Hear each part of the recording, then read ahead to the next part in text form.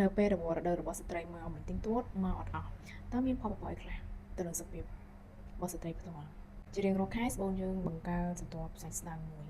បើសិនជារដូវយើងមកអត់អស់វានឹងមានការកកស្ទះឬក៏វាអត់បានធ្លាក់មកហើយវានៅក្នុងស្បូនហ្នឹង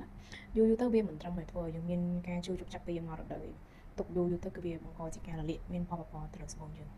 ច្រើនមែនតើទី2ធ្វើឲ្យពិបាកនៅក្នុងការយកកូនចា៎តឹងន័យនៃការទម្លាក់មេជាមួយញីវាអត់ទៀងទាត់វាគ្មានភាពច្បាស់លាស់ឬក៏អាចនឹងអត់ទម្លាក់ធ្វើឲ្យស្ត្រីពិបាកក្នុងការមានផ្ទៃពោះមែនតើ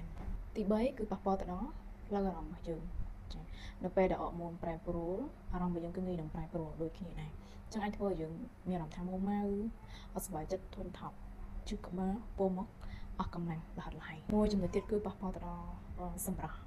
របស់ស្ត្រីចា៎ក្នុងនាមយើងជាមនុស្សស្រីគឺស្រឡាញ់សម្រស់មែនតើមិនថាស្បែកដងខ្លួនឬក៏ស្បែកមុខទេនៅពេលដែលយើងបរិបទយើងមកទៀងទាត់គឺប៉ះពាល់ទៅដល់ស្បែករបស់យើងធ្វើឲ្យស្បែកយើងស្ងួតគ្មានសំណើមចា៎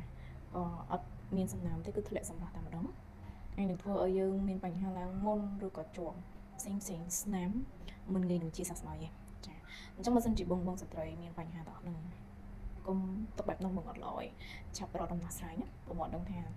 ទៅប្រឹក្សានៅកន្លែងណាទេមកចូលប្រឹក្សាបានយើងមានដំណោះស្រាយជូន